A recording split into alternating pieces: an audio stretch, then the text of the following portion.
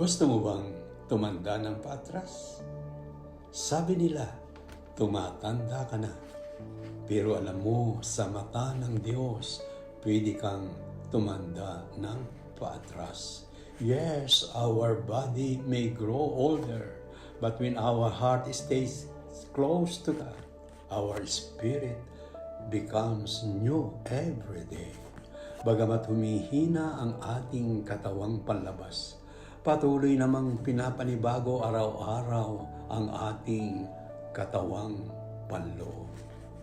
In 2 Corinthians 4:16, the Lord said, "Kaya huwag kang matakot sa edad. Habang lumalalim ang iyong pananampalataya, mas lalo kang nagiging bata sa puso." With God, growing old doesn't mean fading away.